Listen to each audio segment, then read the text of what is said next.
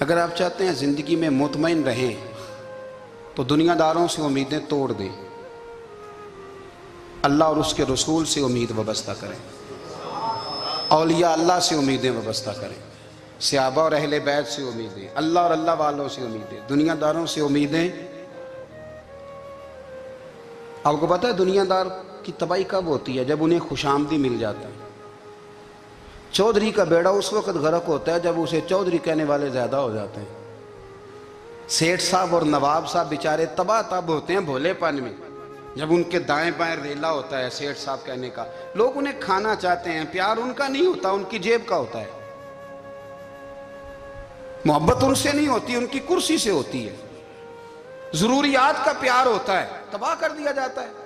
ہماری ساری توقعات دنیا داروں سے وابستہ ہو گئی ہیں۔ ناراض نہ ہونا، پیروں نے، مولویوں نے، درویشوں نے، انہوں نے بھی سیٹھ رکھے ہوئے جلسوں کی صدارت کرانے کے لیے، یعنی مذہبی جلسہ ہے، اس میں بہت زبردست پڑھے لکھے صاحب تقوی عالم کا خطاب ہے، اور کی صدارت وہ بندہ کر رہا ہے جس نے عشاء کی نماز بھی نہیں پڑھی، وہ بندہ صدارت کر رہا ہے۔ کیوں؟ اس لیے کہ اس نے ₹1,00,000 دیا محفل میں۔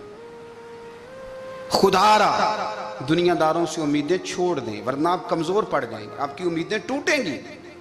کتنا کمزور ہے وہ شخص جو 2-4 ہزار کے لیے کسی بندے کی چاپلوسی کرتا ہے، اس کے پیچھے بھاگتا ہے، خوش آمدیں کرتا ہے، تھوڑے سے نوٹوں کے لیے، دکھ سکھ میں کام آئے گا اس کام کے لیے۔ میرے رسول کریم علیہ السلام نے فرمایا، جس نے بندوں کو راضی کرتے کرتے رب کو ناراض کر دیا، اس کی دنیا بھی گئی اور آخرت بھی گئی۔ اور فرمایا جس نے بندوں کی پرواہ نہیں کی، اللہ کو راضی کیا، فرمایا اگر رب راضی ہو گیا تو لوگوں کے دلوں میں بھی محبت پیدا فرما دے گا۔ کیا ضرورت ہے خوش آمد کرنا دنیا داروں کی، سیٹوں کی، نوابوں کی، چاپلو۔ اور میں آپ کو ایک بات بتاؤں، ہوتا پتہ کیا ہے؟ یہ جو حب جا اور حب با ہوتی ہے نا، اس سے پیٹ نہیں بھرتا۔ آپ کو اگر خوش آمد کرنی ہے تو پھر آپ کو ساری زندگی کرنی ہے۔ پھر ان کو بھی پتہ ہوتا ہے کہ تعلق کس بنیاد پر ہے، اس میں کبھی بھی خلوص پیدا نہیں ہوتا۔ آپ بے چین رہتے ہیں، بے قرار رہتے ہیں، آپ کو تکلیف رہتی ہے ہمیشہ۔ کبھی بھی دنیا داروں سے امیدیں وابستہ نہ کریں۔ ایک بات سنیں بڑی شاندار، امام غزالی نے لکھی ہے۔ امام غزالی فرماتے ہیں کہ ہارون رشید نہ حج کر کے واپس آیا بغداد میں، تو کونے میں حضرت بہلول دانا بیٹھے تھے، رش بہت تھا، مجمع بڑا تھا۔ حضرت بہلول دانا بھی سڑک کے کنارے بیٹھے تھے، تو سپاہی کہنے لگے یہاں سے اٹھ جاؤ، فرمانے لگے ہارون رشید کی زمین نہیں، زمین میرے رب کی ہے، میں کیوں اٹھوں؟ وہ قریب سے گزرا تو سلام لی، تو آپ نے اس کا پروٹوکول دیکھا تو فرمانے لگے ہارون رشید تجھ سے تگڑے تگڑے موٹے موٹے پروٹوکول میں نے لوگوں کے دیکھے ہیں، اور یہ جو تیرے دائیں بائیں آج تیرے نعرے لگا رہے ہیں، یہ پہلے ان لوگوں کے نعرے لگایا کرتے تھے، اور تھوڑا وقت گزرنے دے، جو تیرے بعد آئے گا نا، یہ سارے پھر ان کے نعرے بھی لگائیں گے۔ تو جھوٹ کی دنیا میں زندہ ہے، ان سے تو نے امیدیں وابستہ کی ہیں، یہ کل اس کے نعرے لگائیں گے۔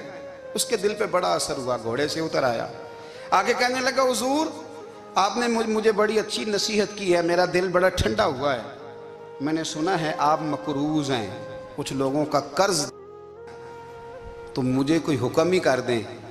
آپ ہنسنے لگے، فرمانے لگے یار تو بڑا ہی بیوقوف ہے، بڑا ہی بیوقوف ہے تو، میں تجھے نصیحت کر رہا ہوں تو مجھے الجھا رہا ہے، حضور کوئی حکم کر دیں۔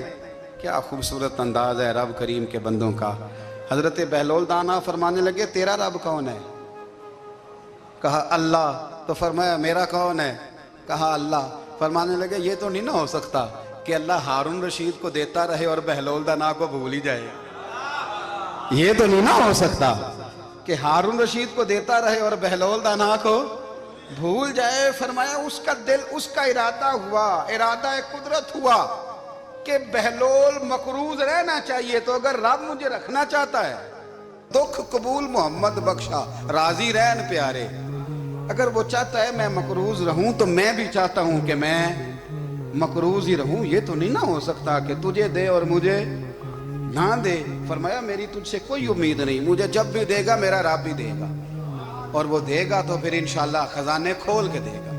دنیا داروں سے امیدیں وابستہ کرنا، لوگوں کے پیچھے، یہ چھوڑ دیں، آپ بے چین رہیں گے، بے قرار رہیں گے۔ اللہ والوں سے ضرور امیدیں وابستہ کریں، اس لیے کہ ان کے پاس جو کچھ ہوتا ہے وہ دراصل رب کا ہی ہوتا ہے. لیکن سیٹھوں سے، نوابوں سے، سیاستدانوں سے باز آ جائیں. ہماری بڑی امیدیں وابستہ ہیں. میں اکثر کہتا ہوں جتنے پھیرے نوکری کے لیے دنیا دار کے دروازے پہ لگائے ہیں نا، اس سے کم دفعہ مسجد میں نفل پڑے ہوتے تو رب اتنی بڑی مہربانی فرما دیتا.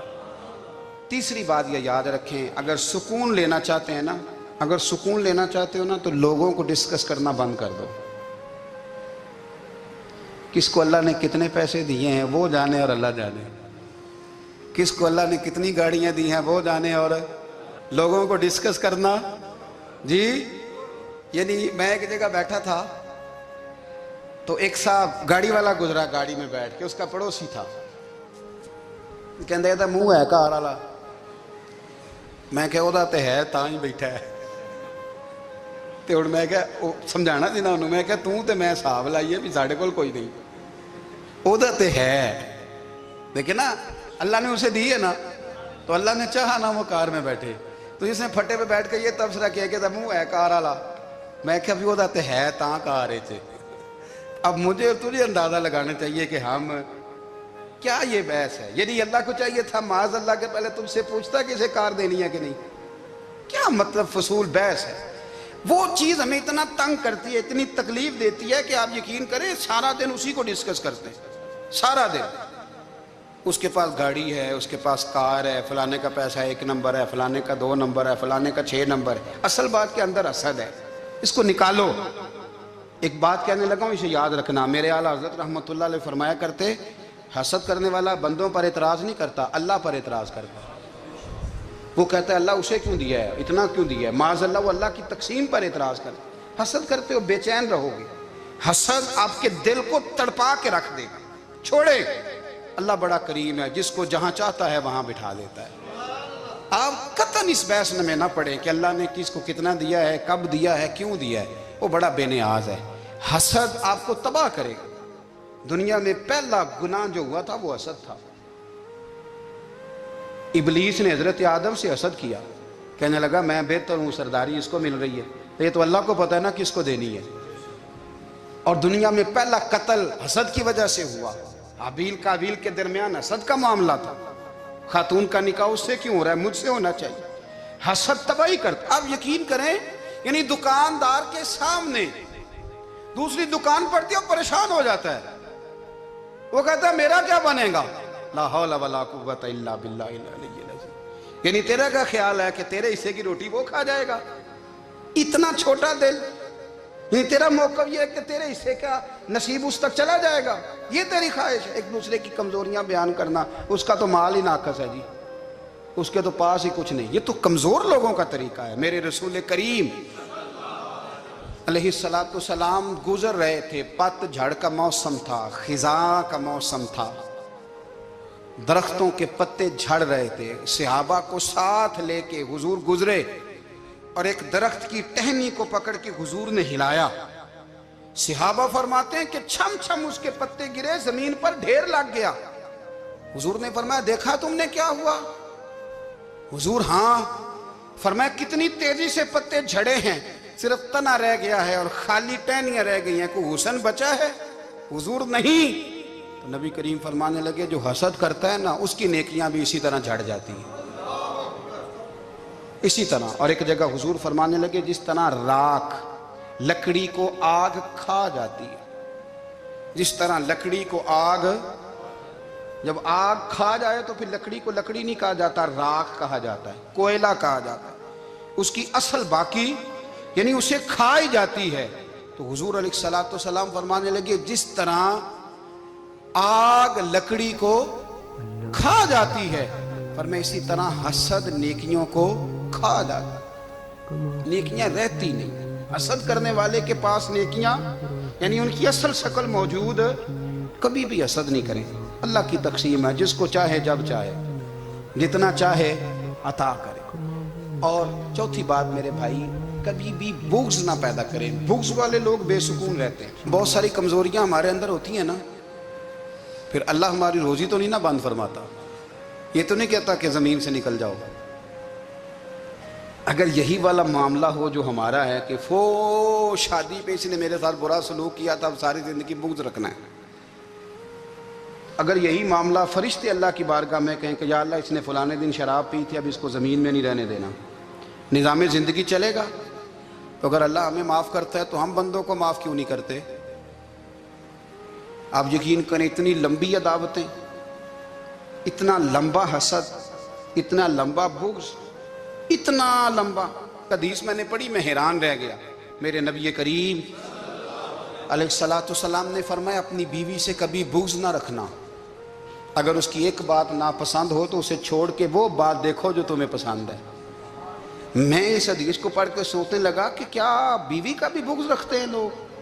اب حضور نے کہا ہے تو اس کا مطلب ہے لوگ بیوی کا بغض بھی رکھتے ہیں۔ اب اس پر استدلال کر کے مجھے کہنا پڑے گا کہ سسرال والوں کا بغض بھی رکھتے ہیں، کہنا پڑے گا کہ بھائی کے سسرال والوں سے بھی بغض رکھتے ہیں۔ اس حدیث کی روشنی میں سمجھا کہ لوگ بھابھی کا بغض بھی رکھتے ہیں، بغض، ورنہ عادتیں تو ہماری بھی کئی بری ہوتی ہیں۔ اگر عادات ایک وجہ بنے اختلاف کی تو عادتیں تو ہماری بھی کئی بری ہیں، لیکن ہم اپنی بری عادتوں سمیت اپنے آپ سے پیار کرتے ہیں، اور سامنے والے کی ایک بھی عادت بری ہو تو اس سے بغض رکھتے ہیں۔ بغض نہ پیدا کریں۔ میرے نبی پاک علیہ الصلوۃ والسلام نے فرمایا کچھ چیزیں تمہارے دین کو مونڈ ڈالیں گی، تباہ کر دیں گی، کاٹ دیں گی۔ حضور کون سی؟ فرمایا حسد، تکبر اور بغض، یہ تمہارے دین کو تباہ کر دیں۔ ہم بے چین اس لیے ہیں کہ ہم نے بہت سارے لوگوں کا بغض پالا ہوا ہے، اور ہر فیلڈ میں سیاستدان نے سیاستدان کا، ذاتیات پر اتر کے بات کرتے ہیں، معزز ترین لوگ، تاجر نے تاجر کا، اللہ ماشاءاللہ بعض جگہ پہ اہل علم بھی ایک دوسرے سے عداوت رکھتے ہیں۔ خدا را دل رب کریم کے آنے کا ٹھکانہ ہے، یہ صاف ہوگا تو اس میں رب رسول کے جلوے ہوگا، اگر اس میں عداوت ہو، اس میں بغض ہو، اس میں کینہ ہو، نفاق ہو۔ سنیں میرے رسول کریم حضرت ابوبکر صدیق رضی اللہ تعالیٰ عنہ کہتے ہیں میں رو ہی پڑا۔ مکہ فتح ہوا نا تو اکرمہ بن ابو جہل نے پیغام بھیجا کہ میں نا کلمہ پڑھنے کے لیے آ رہا ہوں۔ بات لمبی ہے، میں موضوع پہ رہنا چاہتا ہوں۔ کہتے ہیں جب وہ آنے لگا نا تو نبی پاک نے ہم سب کو بلایا، ہم حاضر خدمت ہوئے تو حضور فرمانے لگے کہ اس کے باپ نے نا بڑا ظلم کیا ہے ہمارے ساتھ، ابو جہل نے بڑا ستایا ہے، بڑی تکلیف دی ہے۔ آپ مجھے بتلائیں کہ وہ ایک دفعہ کسی شادی پہ بحث ہوتی ہے بیوی کے بھائی کے ساتھ، پھر ساری زندگی اس بیچارے کو معافی، وہ 10 دفعہ گھر آتا ہے معافی مانگنے پر سوال ہی نہیں پیدا ہوتا، میں ہو مجھے ہی کہہ دیا، پھر مجھے ہی کہہ دیا آپ نے، اور میری شان میں بے ادبی، اور پھر میں معاف کر دوں؟ توبہ توبہ توبہ، یہ کیسے ہو سکتا ہے؟ میری ناک نیچی ہو جائے گی، اور آپ نے مجھے کہہ دیا، سوال ہی نہیں پیدا ہوتا۔ اور یہ رونا میں اکثر ہوتا ہوں کہ شادی والے دن داماد صاحب کا زیادہ دماغ خراب ہوتا ہے۔ جب چھوٹی سالی کی شادی ہوتی ہے نا، اس دن اس کو بخار چڑھتا ہے، کوئی اس کو کان میں کہتا ہے تیری عزت نہیں کر دیں، اس دن اس کا دماغ خراب ہو جاتا ہے، بچے اٹھا کے نکل آتا ہے، وہ بیچارہ سسر منتیں کر رہا ہوتا ہے کہ تیری مہربانی آ جا، یہ عزت کرا رہا ہے۔ تو میں نے کہا احتجاج کر کے جو عزت کرائی جاتی ہے وہ عزت نہیں ہوتی۔ ہاں یہاں مانگ کے عزت لیتے ہیں لوگ، یا احتجاج کی کوئی عزت ہے؟ آپ کے اندر کمالات اتنے ہوں کہ آپ کی عزت کرنے کو دل چاہے، یعنی مزہ آئے، یعنی لطف آئے، یعنی آپ دور بیٹھے ہوں تو کسی کا دل کرے آپ کو اسٹیج پہ بلانے کے لیے۔ یہ کیا بات ہوئی کہ چھائے جانا اور بھاگ کے آگے جانا؟ ان سے نکلیں۔ اکرمہ بن ابو جہل کلمہ پڑھنے کے ارادے سے آ رہے ہیں، حضور علیہ السلام نے صحابہ کو بلایا۔ کتنی زیادہ عداوت رکھی جا سکتی تھی معاذ اللہ؟ کب سے وہ چلا تھا ظلم کرنے، اور اس کے بعد اس کا بیٹا شروع ہو گیا۔ کتنی باتیں تھیں جو ناقابل معافی تھیں، پر کریم رسول نے ہمیں بتلایا ہے کہ سکون والی زندگی کہتے کس کو ہے۔ جب سب لوگ جمع ہو گئے تو حضور نے فرمایا بھئی وہ کلمہ پڑھنے آ رہا ہے، اس کے باپ نے ظلم بڑے کیے ہیں، پر میری نصیحت یہ ہے کہ اس کے سامنے اس کے باپ کو کوئی برا نہ کہے، خبردار کوئی اس کے سامنے کوئی بات نہ کرے۔ اب وہ کلمہ پڑھنے آ رہا ہے، مطیع ہو کے آ رہا ہے، بان کے آ رہا ہے۔ کہتے ہیں اللہ کے رسول نے نا کافی دیر تک خطبہ دیا، بریفنگ دی، بات سمجھائی۔ جناب صدیق اکبر کہتے ہیں میں رو پڑا۔ ایک صحابی مجھے کہنے لگے تمہیں کیا ہوا؟ تو میں نے کہا میں مصطفیٰ کی رحمت پہ رو رہا ہوں، دیکھو کن کے لیے حضور گراؤنڈ بنا رہے ہیں، دیکھو کن کے لیے حضور تیاری کر رہے ہیں، جنہوں نے ساری زندگی دشمنی کی۔ خدا را یہ اندر سے عداوتیں نکال پھینکو. او بھائی اتنا تو لمبا ٹائم ہی کوئی نہیں, اتنا تو وقت ہی کوئی نہیں, اس کو صاف رکھو. بندہ کوئی کر بھی گیا تو کوئی حرج نہیں. چنگی مندی سجنا کولوں 100 واری ہو جاندی, یار یاراں دا گلا نہیں کر دے. اصل پریت یار یاراں دا جڑا گلا کردا جے یار نہیں جے ہوندا. ہاں پکی بات, پکی پیڑی. میرا ایک سنگی مجھے آ کے آنے لگا فلانی جگہ بندہ یہ بات کر رہا تھا. میں کہ تو ہوتے ہی سے سوندا سے, تم ہی نال ہی سے. میرا تو سجن باس ہو نہیں سکتا.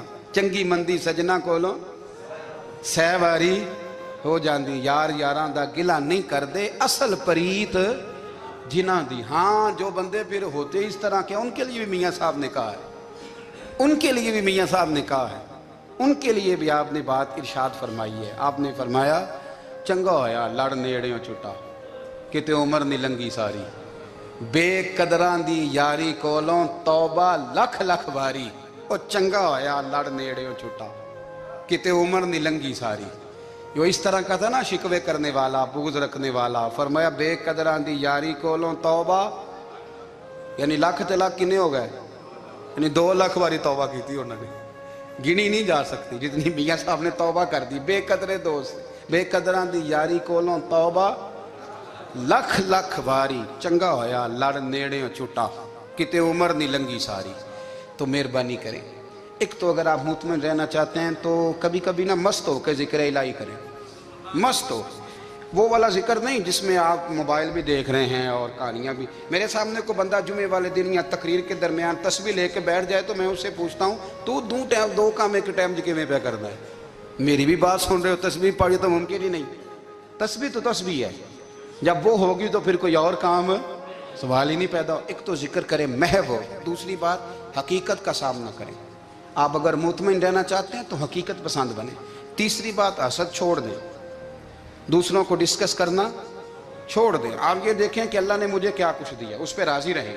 اور چوتھی بات عداوت چھوڑ دیں, سینے میں کینہ چھوڑ دیں. آپ کی زندگی مطمئن ہو جائے گی, آپ خوشحال رہیں گے. وہ جو آپ لفظ کہتے ہیں نا کہ میں بور ہوں, میں پریشان ہوں, اس سے آپ نکل آئیں گے. اللہ ہمیں محبوب کی غلامی میں زندہ رکھے, غلامی میں موت. مزید اس طرح کے اسلامک بیانات سننے کے لیے ہمارے چینل روشن اسلام کو سبسکرائب کریں اور گھنٹی کے بٹن کو بھی دبائیں.